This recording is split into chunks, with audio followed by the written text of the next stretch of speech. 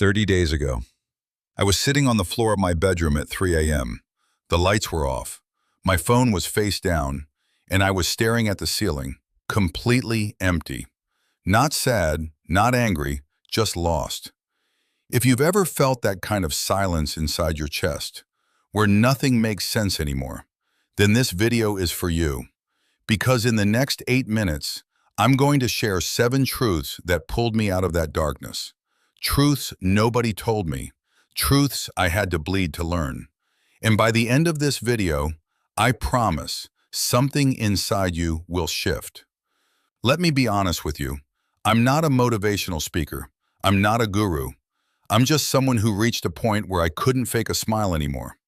I had everything people said should make me happy, and I still felt broken. So I made a decision. For 30 days, I would stop running, stop scrolling, stop pretending. I would just sit with the truth, even if it hurt. And what I found changed everything. Here are the 7 truths that fixed me. The first truth hit me like a slap. For years, I was waiting for someone to notice my pain, waiting for a friend to ask, "Are you okay?" Waiting for life to magically get better. But here's the brutal reality. Nobody is coming. Not your parents, not your friends, not your partner, not even God will lift a spoon to your mouth. People are drowning in their own battles. They don't have the bandwidth to save you. And the moment I accepted this, something strange happened. I stopped feeling abandoned. I started feeling responsible. Because if nobody is coming, then I have to become the person I was waiting for. That single shift gave me more power than 10 years of therapy ever could. This one is going to make you uncomfortable.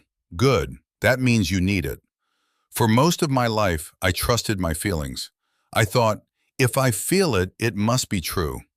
I felt unlovable, so I believed I was unlovable. I felt like a failure, so I believed I was a failure. I felt hopeless, so I stopped trying. But here's what 30 days of silence taught me. Feelings are weather, not facts. Your brain is a storytelling machine. And when you're tired, hungry, or hurt, it tells you the darkest stories. The day I stopped obeying every emotion that walked through my mind, I finally started living. You are not your feelings. You are the one watching them. This truth almost broke me, but it also set me free. Look, not every toxic person in your life is a villain. Sometimes it's your mother who criticizes you because she was criticized. Sometimes it's your best friend who drains you because he's empty inside. Sometimes it's your partner who hurts you because they were hurt first. They don't mean to wound you, but intention doesn't erase impact. For 30 days, I watched my relationships honestly, and I realized some of the people I loved the most were also the ones keeping me small. I didn't cut them off, but I built walls, quiet walls, walls that protected my peace without burning bridges. And the moment I did that, I could breathe again. This is the one that will hurt the most, so sit with it. You don't want to heal. I know that sounds insane, but part of you, the wounded part, has built an identity around your pain. I'm the broken one. I'm the misunderstood one. I'm the one nobody loves. These stories become comfortable. They become your home. And healing means leaving home. Healing means losing the version of yourself that you've known your whole life. That's why most people stay sad. Not because they can't change, but because change feels like death. When I realized I was clinging to my own pain like a security blanket, I finally let it go. And on the other side was a person I didn't even know existed. I'm going to say something controversial. Ready? Social media is not the problem. You are the problem. For 30 days, I cut my screen time by 80%. No Instagram, no TikTok, no mindless YouTube scrolling. And do you know what I discovered? I wasn't bored. I was terrified. Terrified of silence. Terrified of being alone with my own mind. Because every time you pick up your phone, you're running away from yourself. You're avoiding the conversation your soul is trying to have with you. The truth is, clarity lives in boredom, healing lives in stillness, and growth lives in the silence you keep escaping from. Put the phone down, just for 1 hour, and listen to what your life is trying to tell you. I used to think happiness was something I would arrive at. When I get the job, I'll be happy. When I find love, I'll be happy. When I lose weight, I'll be happy. Lie, lie, lie. Because I got the things, and the happiness didn't come. Here's what 30 days taught me. Happiness is not a feeling, it's a practice. It's choosing gratitude when your mind wants to complain. It's smiling at a stranger when you want to look away. It's saying, I'm okay, before you actually are. Until you actually are. Happy people aren't lucky, they're trained. They've practiced joy so many times that it became their default setting. You can do the same, starting today, starting in the next 60 seconds.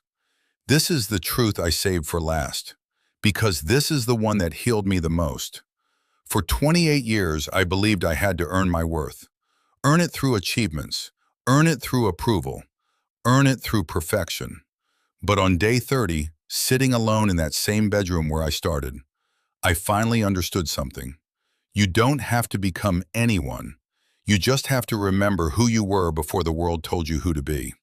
The child you used to be, before the criticism, before the heartbreaks, before the failures. That child was already enough. And that child is still inside you, waiting, hoping you'll come back.